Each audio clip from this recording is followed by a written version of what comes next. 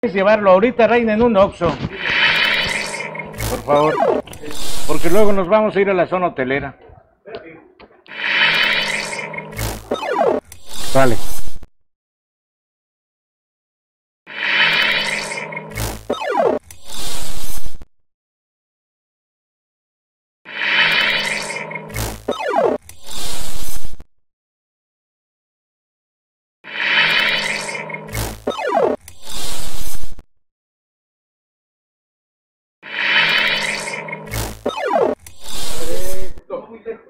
Hola amigos de la sobremesa, ¿qué tal? ¿Cómo están ustedes? Muchas gracias por estar con nosotros aquí desde el Cantón Toluqueño con Jorge González Durán. Don Jorge González. Hola Julio César Silva, ¿cómo estás? Qué gusto saludarte. Bien. Después de algunas semanas pues se juntaron diversas cosas. Se juntaron diversas cosas, sí, pero bueno, ya estamos aquí de vuelta. Vamos a tratar de estar por lo menos una vez a la semana aquí con nuestros amigos, ¿no? Para abordar distintos temas, así es, coyunturales, de interés general, no solamente de política, sino de sociales, económicos, de interés general. Oye, Julio, te voy a hacer una pregunta aquí delante de todos. Sí. ¿Ya hiciste tu testamento? No, fíjate que no. No, ¿tú? ¿Y tú? Yo ya, en una circunstancia muy difícil, me dio dengue hace como 5 años. Sí. Creo que te acuerdas, y estuve internado, y ante pues no sabes, o sea, qué pueda pasar. Tiene uno siempre pendientes, y entre los pendientes que yo tenía era el no haber hecho mi testamento, porque la posibilidad de la muerte ahí está. Es latente. Es latente, ¿no? En cualquier momento. Cuando tienes una enfermedad como el dengue, que pues dije, bueno, pues voy a hacer mi testamento, eso es el pendiente que tengo. Y estaba yo aquí con el suero en el brazo, y le llamé a una amiga notaria y le dije la circunstancia, la urgencia, y me atendió muy bien y me dijo, dame tus datos generales. Y ya luego, y para que yo elabore el documento, ya le di mis generales, fecha de nacimiento, lugar, todo eso, ¿no? Edad. Y yo luego le di los comprobantes, ¿no? Sí. Hay el IFE en ese entonces. Los testigos y todo testigos eso. Y todo eso. Sí, me pidió datos. Sí. Y sobre todo un dato importante, el albacea. Albacea, sí. No es fácil definir un albacea. No. Porque es el que se hace cargo de la repartición. De la repartición, sí, así de la administración. Sí, tiene que ser alguien de mucha confianza. Así es. Yo acompañé a mi papá para que hiciera su testamento cuando él se decidió, y son de esas cosas que a veces uno a lo mejor no quiere hacer, ¿no? Pues yo, por ejemplo, lo digo como, bueno, si yo no me quiero morir, como, ¿por qué lo voy a hacer, no? Y yo a veces desanimaba a mi papá cuando vivía que lo hiciera, hasta que una vez él se decidió y me dijo, pues yo voy a hacerlo, bien si me ayudas o no, así que tuve que ir detrás de él y lo acompañé. Pero supongo que así como esa cierta desidia como la que tengo yo, ¿no? Porque digo, ves que, ¿por qué? Como que lo liga uno siempre a que, bueno, es que si lo voy a hacer es porque me voy a morir o qué chingado, ¿no? O sea, y quizá mucha gente lo piense así, ¿no? No sé qué opine nuestro amigo el notario Carlos Alberto Bazán. ¿Qué tal? Gracias, Julio César. Gracias, saludarte, notario. Qué gusto saludarte. Muchas gracias, muy amables. Pues ya escuchaste este pequeño preámbulo que dimos, ¿no? ¿Cuál es la importancia de hacer un testamento? Adelantarte a la sorpresa, porque luego tienes muchas certezas en la vida. Estás en tu momento económicamente bien, estás en plenitud con la familia, estás de viaje incluso, los negocios están saliendo bien, estás en tu día a día, tu rutina, pero la sorpresa puede llegar.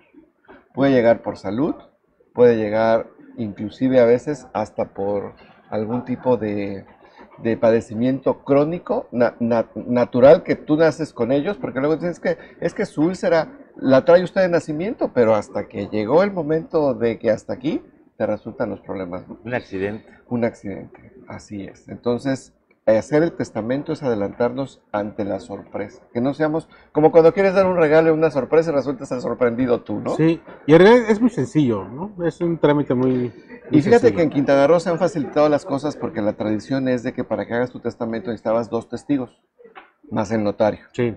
Entonces, aquí la legislatura hace ya 4 años, vamos para 5, que de alguna manera dijeron, bueno, pues si el fedatario público tiene fe pública, ¿para qué queremos los testigos?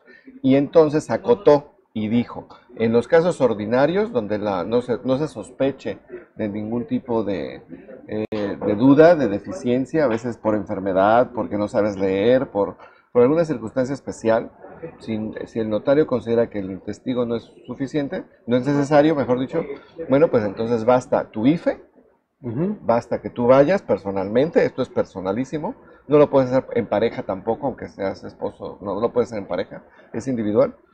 Y algo muy importante que les quiero platicar, que seguramente va a ser un tanto cuanto novedoso para los que nos oyen, que es tu acta de nacimiento en el formato único del registro civil actual.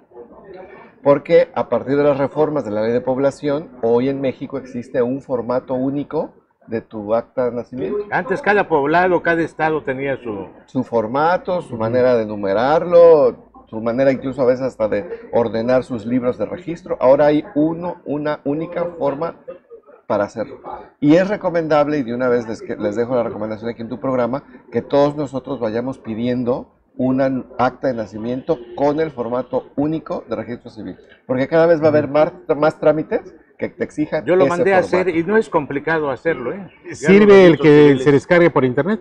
Sirve, sí, Sirve. claro. Ujú. Sí, sí, sí. No sirve. necesita una Hay un sistema certificación. nacional y incluso puedes tener acceso, o en el mismo registro civil, aunque no hayas nacido aquí, hay un sistema de cooperación de todos los estados y puedes rescatar, a lo mejor un poco tardado si tú quieres, pero finalmente lo puedes rescatar. Es momento de hacerlo, hay que hacerlo. Porque viene la primera sorpresa. Una de las situaciones que podemos revisar al hacer tu testamento, que pudieras no enterarte, es de tu nombre como quedó en el libro de origen. Sí. Porque a lo mejor te llaman Fito, a lo mejor te llaman Mirza, a lo mejor te llaman Fanny, y resulta que eras Filomena, que eras Fortunata, que eras... O 2 nombres y resulta que solo usaron uno. Es que siempre le decíamos Don Juan, y en su acta nunca no está el Juan. Y hasta la fecha de nacimiento también. O el problema de cómo se escribe el letras. apellido. Exacto. Sí, las letras. Si Yo es tuve que S, corregir si es eso. Z, si es B, si es J, Si es S o Z. ¿no? Si Kamal es con doble A o lo usas con una, ¿no? Ejemplos. Y entonces esa es la primera sorpresa que puedes evitar cuando vamos al notario a hacer el testamento. Porque una de las cosas que nosotros tenemos que hacer es verificar la identidad de quien testa. Y entonces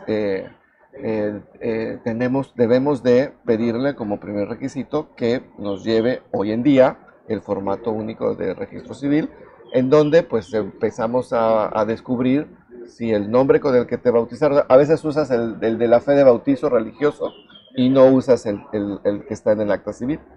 Ese es el primer gran beneficio que hoy día tenemos al hacer el testamento, que tenemos que verificar tu identidad. ¿Cuánto cuesta? ¿Es caro? Fíjate que también es el motivo de aquí de mi visita, porque tengo que hacer el anuncio que es el 3er año consecutivo, que octubre también es Día del Testamento, porque estamos acostumbrados a escuchar por 14 años que septiembre es mes del testamento. Bueno, ahora septiembre y también octubre son mes del testamento. En este mes de octubre hay un convenio nacional que lo coordinó la Secretaría de Gobernación y aquí hace eco Quintana Roo se suma, en donde dispensan el pago de derechos estatales por la expedición de tus testamentos, y los notarios, todos los notarios del Estado nos comprometemos a tener una cuota reducida de honorarios. Entonces, hoy día en este mes te cuesta 1,700 pesos más el IVA hacer tu testamento. 2,000 pesos más o menos. 2,000 pesos. Más o menos. Fíjate, Sí. pues no es... Y aseguras Claro. el patrimonio. Y no importa lo que vayas a heredar, a testar. O sea, se Mira, puede heredar Porque desde puede una ser, casa no- hasta no un es- hotel y porque cuesta lo puede mismo. ser que alguien tenga una palapa, ¿no? En la 240. Y alguien que sea dueño de un hotel, ¿no? Claro. O sea, Sí, aquí te voy a decir una cosa. Es importante que hagamos nuestro primer testamento porque es probable, muy probable, que no estemos a gusto con el primer testamento. Pero para todos aquellos que le están dando vueltas y que le están pensando, ¿saben qué? Hagan su primer testamento. Aun cuando en la próxima jornada, el año que viene, o si vale la pena porque es un patrimonio importante, a los 2, 3 meses vas afinando tu testamento. ¿Lo puedes modificar? Lo puedes modificar en cualquier momento. Es un documento que además se reparte lo que al momento de tu muerte exista. Es decir, no te comprometes a ya no gastarlo. Es que lo puse en mi testamento y ahora cómo no lo respeto. No. El testamento es, como ya lo dijimos, para un acto de sorpresa Y puede ante ser, la muerte inesperada. y puede ser particularizado, es decir, dejo un terreno, una casa, un coche, o puede ser general el testamento, es decir, Sí. dejo mis propiedades a la persona que yo decida. Lo que tú dices se llama legado y se Ajá. pueden hacer legados especiales en los testamentos. ¿Cuál es la diferencia? Que un legado está exento de las deudas, pero en un Ah. testamento siempre tiene que haber un heredero general, porque es el que tiene que ver que las deudas se dispensen, que las deudas se paguen, el trámite final, si es que estabas asegurado para que el seguro pague tus deudas. Entonces siempre debe haber un heredero general de lo que hay y de lo que no hay, lo que hay que resolver. Las deudas también se heredan entonces, Las deudas también se heredan. Sí. y Las deudas el también se heredero heredan. tiene que pagarlas. El heredero, el acervo hereditario, no el heredero. No el heredero. No. Ahí hay un trámite nosotros los notarios les debemos asesorar a ustedes. Una vez que está el difunto y que hay que iniciar la sucesión, el heredero tiene que saber o determinar que la herencia se recibe a beneficio de inventario, hasta donde alcance. Hasta donde alcance el patrimonio del difunto es donde está obligado a pagar. Entonces, las deudas no cambian de obligado a pagar, no cambian de deudor. El deudor era el difunto, bueno, que pague con lo que era de él. Ok. No muy trascienden a ti, no Sí. cambian de nombre hasta donde alcance el patrimonio del difunto. Y cuando el difunto tiene la propiedad de manera mancomunada o de manera, está casado bajo bienes ¿qué? Mancomunados. Mancomunados, la otra parte, su pareja, también tiene que hacer un testamento por la mitad de todo lo que le corresponda, o cómo Claro. es. Mira, yo creo que aquí conviene explicar esto de la manera en que cuando tú haces tu testamento lo haces por lo tuyo, por lo que llevaste al matrimonio, que es que si yo acepté casarme por bienes mancomunados o sea conyugal, lo comparto con mi pareja. El esfuerzo se vuelve esfuerzo común, sea mi esfuerzo o el de ella, van a un patrimonio común que se llama sociedad conyugal en el matrimonio. Pero tú vas a hacer tu testamento por lo tuyo, por lo de la sociedad conyugal, ¿verdad? Y por algunas circunstancias especiales. Dentro de ellas está, por ejemplo, lo obtenido en juegos y concursos, en sorteos, no lo heredas, no va a la mancomunidad, lo hereda el que ganó el premio o el sorteo. Okay. Lo que heredas de tu familia o de cualquier otra persona tampoco entra a la comunidad. Eso lo conservas tuyo. Y lo que llevaste al matrimonio, si no hubo un arreglo de ampliación a que también entre, lo que llevaste al matrimonio antes de tu fecha de matrimonio, también es solo tuyo. Entonces eso sí vale la pena saberlo, porque pudiera haber alguien que no ha querido hacer su testamento por no querer revelarle a la pareja qué tanto hay. Hay que revelar. Esto no es tu caso. Sí. En tu caso, Sí. Entonces, Oye, si y- llegó antes del matrimonio, siéntanse seguros, es de ellos, es de ustedes. Lo que yo después no. Lo que llegó después, salvo los concursos o lo Salvo, heredado, ajá.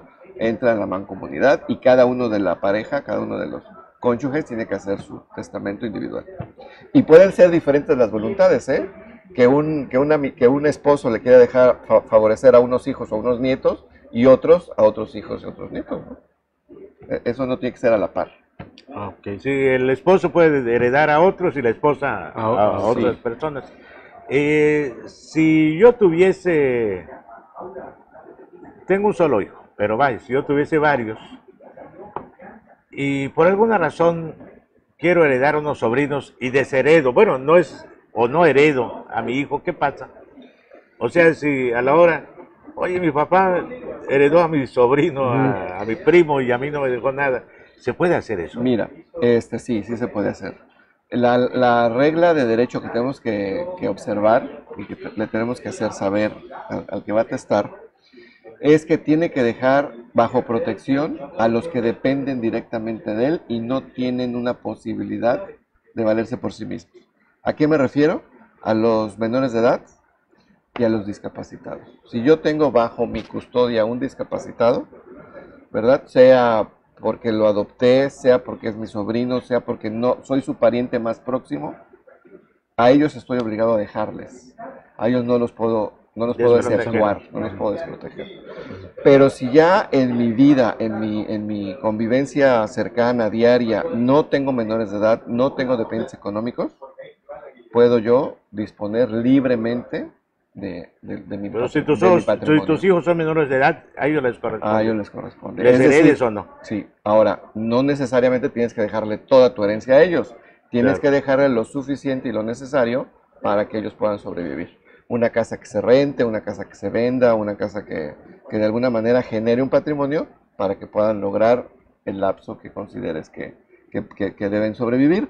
También por eso es que los testamentos se pueden hacer también, o se deben hacer, o se pueden hacer por etapas de vida. No es lo mismo un testamento de una pareja joven, recién casada, a alguien maduro en su relación, o alguien que está ya pues, en otros años de vida. Porque los criterios y el conocimiento de la familia va cambiando. Las posturas de los hijos van cambiando. Porque a veces no es, como a veces dicen unas mamás, es que tú no eres mi hijo, yo no te crié así.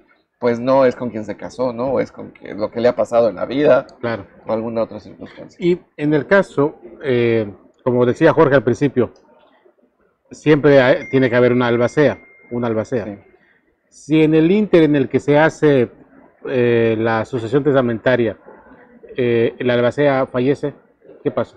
Mira, qué bueno que mencionaste la albacea. Uno de los grandes problemas cuando alguien fallece sin testamento es que la obligación de todos es la obligación de nadie. ¿Por qué lo digo esto? Porque en ocasiones, cuando hay un hijo o una pareja que tiene suficiente carácter, o como dice el dicho, el que tiene más saliva traga más pinole, y tiene suficiente saliva para litigar la muerte de su papá o de su mamá o de su hermano o cualquier cosa, él solito se va a autodesignar administrador. Y va a ser a un lado por jerarquía, por forma de ser, por temperamento, a los demás. Entonces, la primera sorpresa que te puedes topar cuando hay una herencia sin testamento es que le dejas esa encomienda a lo mejor a quien tú no quisieras, o al que sabes que va a ser de las suyas, en vida, y a pesar de que lo supiste, pues no hiciste testamento. Dos, lo que decía yo hace rato, obligación de todos es obligación de nadie, porque nadie quiere hacerse responsable de hacer el trámite. No te toca a ti, y yo por qué voy a gastar, y yo por qué voy a invertir si no sé ni siquiera si me va a tocar. Y nadie lo ve, y pasan 5 años, pasan 10 años, pasan 15 años, y cuando te das cuenta, el inquilino se hizo de tu propiedad. Los cuartos que estaban rentados ya ni siquiera puedes entrar, ya ni te dejan entrar, ya te desconocen como heredero o como hijo de, ¿no? de la persona. Y eso es otra cosa importante. El programa del mes del testamento, una de las razones de su creación, es la pérdida del patrimonio familiar. Porque resultan otros terceros los ganones. Se han dado casos de estos, Sí. licenciado. A quien se lo tenías prestado, ahora es el dueño. Porque basta que se haga hacer como dueño de 5 a 10 años para que lo reclame como De suyo. manera pacífica, ¿no? Se han dado Sí, casos de pero estos. por supuesto Pero que sí. lo que Sí, se preguntaba, han dado casos. si la albacea muere antes de la sucesión Exacto. testamentaria, ¿qué pasa? Entonces, esa es la importancia de nombrar el albacea, que el albacea es un administrador Ok. al que el derecho lo va a revestir de una serie de protecciones legales y jurídicas y por supuesto de responsabilidades para actuar. Es recomendado que en un testamento se ponga albacea y albacea sustituto, Ok. porque bien no sabemos en este juego de la vida quién se va primero. Si el nombrado como albaceas fallece antes que el testador y el testador no tuvo tiempo o no hizo su testamento o no tuvo tiempo de volver a hacer su testamento, la regla dice que entre los herederos se debe nombrar un albacea, que puede ser alguno de ellos u un tercero, que viene a jugar el papel de administrador. Ok.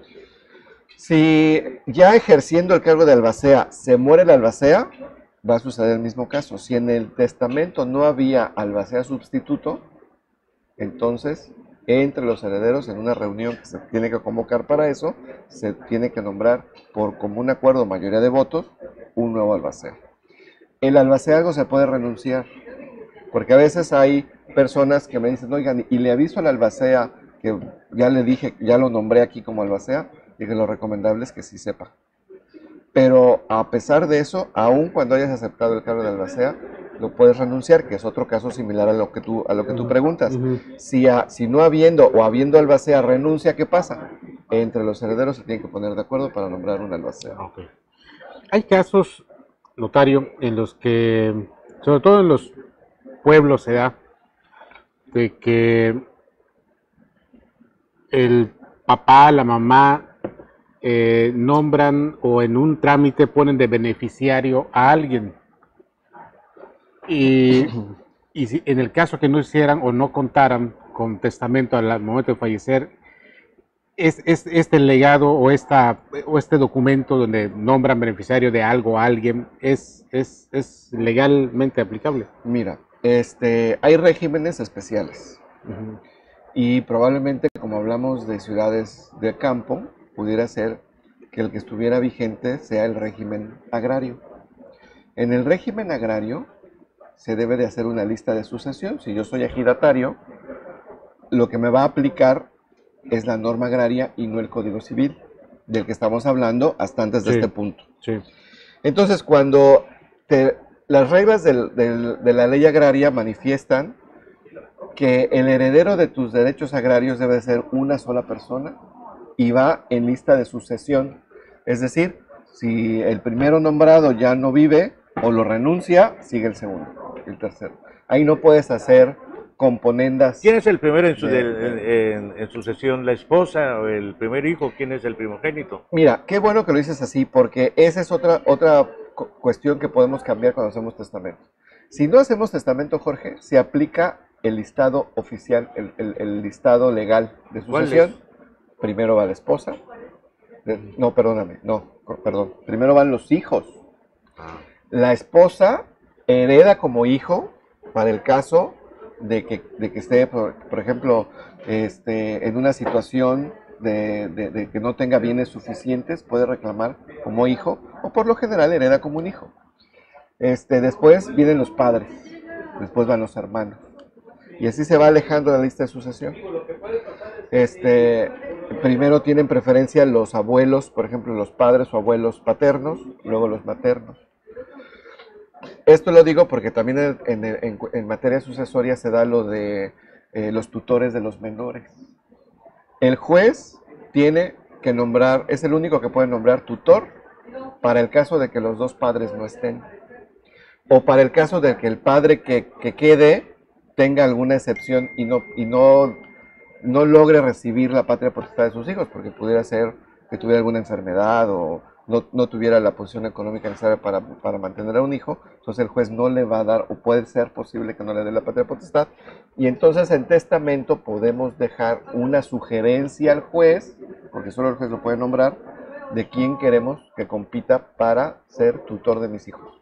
¿Se puede poner eso en el testamento? También aplica la lista legal, y van a nombrar tutor primero al abuelo paterno, y luego a los abuelos maternos, y luego a los tíos paternos, y luego a los tíos maternos. Y qué rascada de cabeza si te pones a pensar quiénes son, o cómo te llevas con ellos, ¿no? Entonces, esa también es otra importantísima razón, porque luego hay clientes, hay conocidos que me preguntan, oye, pero si yo no tengo nada que dejar, ¿para qué es esto que me dices del testamento? Bueno, pues ponte a revisar otros temas. La administración de tu día a día, ¿quién te va a dar de baja tu tiendita que tienes ahí con la que vives? Porque hay que hacer trámites municipales, porque hay que hacer trámites ante el SAT, porque hay que ver lo de tu pensión del seguro, porque hay que ver... A veces, y por lo general, la esposa entra al quite, porque para el Seguro Social la esposa es la principal gestora después de la muerte del marido. Pero en otros regímenes no tan estructurados como el Seguro Social, en otros puede ser cualquiera o puede ser nadie en otra vez, y ahí se queda y ahí se pierde, que es la razón principal, repito, de por qué este programa del testamento. Para evitar que en el desconocimiento de qué forma parte del patrimonio de familia, en la familia, esto se pierda. Oye, licenciado Hassan, cuando alguien muere intestado y empiezan a reclamar los hijos, los hermanos, los sobrinos, se dan pleitos familiares muy gruesos a veces, ¿verdad? Muy fuertes, sí, eso a veces es muy lamentable. ¿Te ha tocado ver esto como notario? Sí, por supuesto. Es más, a veces esos pleitos empiezan desde antes de la muerte de las personas. porque a veces ya están tan viejitos los papás, que una de las primeras tristezas es ver que con ninguno de sus hijos están bien y que ya no tienen su propia casa, porque a veces la heredas en vida, ¿no?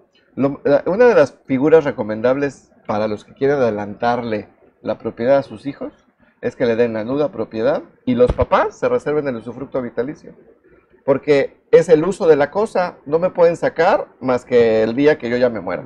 De la otra manera, hay quienes han sacado a sus padres. Vas a tener que estar pidiendo posada. Sí, se han dado casos Sí, se han dado casos en donde el pobre papá termina viviendo con otro hermano menor o con otro pariente no directo, porque ya sus hijos dicen, ¿sabes qué, papá? Muchas gracias. A lo mejor usan la palabra, ya nos estorbas. Sí, ha habido varios casos incluso aquí en la ciudad, algunos, los que somos viejos cancunenses hemos de recordar un par de casos, pues muy lamentables y muy tristes, porque finalmente eres gente productiva, con el hecho de haber crecido a tus hijos, pues ya es más que suficiente para que ellos mismos puedan acompañarte hasta el final de los días, ¿no? Entonces sí es muy importante que organices tu vida patrimonial después de cierta edad, o la organices para que crezcas de esa manera, porque hay que ir previendo los diferentes escenarios que te va tocando vivir en la vida. Ha habido también casos, Jorge, en donde la pareja más sana, o que en el día a día se ve más sana, entra en depresión, va a cuidar al esposo o a la esposa que entraron enfermos al hospital, y quien se termina muriendo es el más fuerte o el que aparentemente no estaba enfermo. Y el enfermo se recupera y vive otros 5 o 10 años. También tenemos casos conocidos por mí, situaciones de... Pues puedo averiguar si mis papás me dejaron algo. Sí, puedo ir con un notario y decir, oye, mis papás, pero ellos en vida. Oye, ¿ya hizo su testamento mi papá? ¿Qué me dejó? Sí, mira, probablemente no te puedas enterar de qué te dejó, pero tiene ya más de 10 años que existe el Registro Nacional de Testamentos. Entonces, los notarios... Como las actas de nacimiento, ¿no? Así es, un solo lugar, un lugar donde se concentra toda la actividad de otorgamiento de testamentos a nivel nacional. Entonces, porque también hay familias que tienen domicilios o tienen casas o por su dinámica, pues lo mismo están aquí que en el norte, que en Veracruz, que en Yucatán, que en Tabasco, ¿no? A veces los hijos también los tenemos en diferentes lugares del país y bueno, tú como papá pues vas a diferentes estados. Entonces no importa en qué estado del país hayas hecho tu testamento, si hay testamento de tu familiar o tú mismo que lo sepas, que una vez que hagas tu testamento se va a registrar en un sistema nacional y que los notarios del país y las oficinas encargadas del despacho notarial en cada gobierno tienen acceso a ese registro. Y sí podrías tú acreditando al notario tu línea directa y tu interés jurídico, que es la línea directa de parentesco, podemos pedir un informe para saber si uno se hizo testamento y en dónde y en qué fecha hizo testamento. Yeah. El último testamento releva al anterior. Okay. Hay casos muy particulares, muy especiales que se tienen que redactar con esa precisión para que 2 testamentos en diferentes momentos se sumen. Esa no es la regla general. La regla general es que el último sustituya al anterior. Sí. Muy bien. Te dejó pensativo, Julio. Sí, bastante. Sí, así es. ¿Verdad? Saliendo de aquí voy al liceo bastante. Por favor. Eres el notario número 2. Soy el número 2. ¿Cuántos años tiene esta notaría? ¿Es la 2? La número 2 se creó en 1976. Su primer titular fue el licenciado Héctor Olayo Suárez. Que murió en un desgraciado accidente. Fue mi amigo Héctor Olayo desde Chetumal. Héctor Olayo fue el primer presidente del Tribunal Superior de Justicia. Los primeros notarios provenían principalmente del Poder Judicial. Y bueno, toda esta arte de la redacción y de sopesar la norma, pues lo tenían del día a día, ¿no? Y Héctor Olayo Suárez, en el festejo de la aprobación de la construcción de Plaza Caracol, que fueron a festejar los arquitectos, pues el notario, él iba a hacer esa escrituración, no había otro notario en la ciudad, 1976, en esa ocasión, pues tuvieron un accidente y falleció el licenciado Héctor Olayo, el primer titular de la Notaría 2, creada en el 76. ¿Dónde se ubica la oficina? Avenida Nader, número 26, siempre haya estado, camino a Conalep. Hemos tenido 2 domicilios adicionales, en los 80s estábamos justo a espaldas del Palacio Municipal. Cuando mi papá fue titular de la Notaría 2, que también mi papá Miguel Ángel Bazán fue titular, estábamos arriba en el segundo piso de Banamex, arriba de una vieja tienda que se llamaba Búhos, si te acuerdas. ¿Cómo no? Ahí estuvo en la Notaría 2 también. Después Josefina Castro fue titular 30 años. ¿Tu mamá? Y pues sin querer queriendo que yo cumplí 10 años de notario muy recientemente.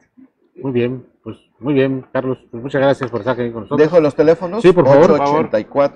884-1436 y 884-1293. A sus órdenes, Avenida Nadra 26. Carlos Bazán, Notario 2, titular.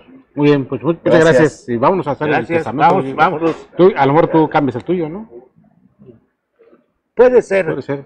puede ser, para incrementarlo. Cuando lo hice todavía no tenía algunas cosas. Ah, bueno, pues eso Sí. es bueno. Es buena noticia para Buena Jorgito. noticia, así es. Sí. Muy bien, amigos, pues muchas gracias por estar con nosotros aquí en La Sobremesa. Recuerden que estamos en todas las plataformas digitales de palcoquintanarroense.com.mx, de La Sobremesa, de la jiribilla.mx y en todas las redes sociales.